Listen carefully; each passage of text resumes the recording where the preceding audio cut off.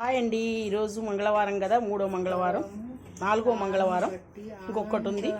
ఈ మంగళవారానికి మా అమ్మాయి నూనె వచ్చుకుందండి. ఇదిగోండి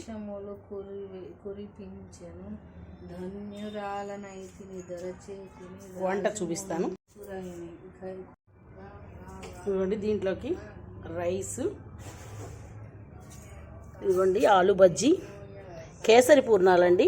మినపప్పు బియ్యంతోనే ఆ పిండితోనే పైన పిండి పెట్టి మనం పూర్ణాలు చేసుకున్నట్లుగా శనగపప్పు పూర్ణాలా చేసుకోవాలి. ఇది కేసరి పూర్ణాలు రవ్వ కేసరి చేసి మైదా పిండి వేయకుండా చేశానండి. ఇలా చేస్తే చాలా బాగుంటుంది, అందుకని చేశాను. చాలా స్మూత్గా ఉంటాయండి, తినడానికి కూడా గట్టిగా ఉండవు. మైదా పిండి గట్టిగా వచ్చినా ఇవి రావు. దీంట్లోకి మా ఇంట్లో వాళ్ళ వంకాయ కాయల కూర, మామిడికాయ పప్పు, పచ్చిమిరపకాయల కారం అండి, పాయసం, చారు, పెరుగు అండి. ఇదండి ఇవాళ మంగళవారం స్పెషల్.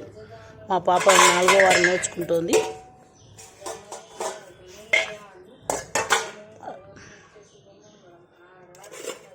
ఇంకొక వారం ఉంది.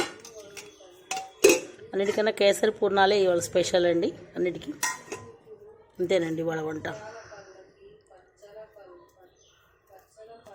Please like, share, comment, subscribe to Bhargava Sharma బ్రాహ్మణ వంటలు. నమస్తే అండి.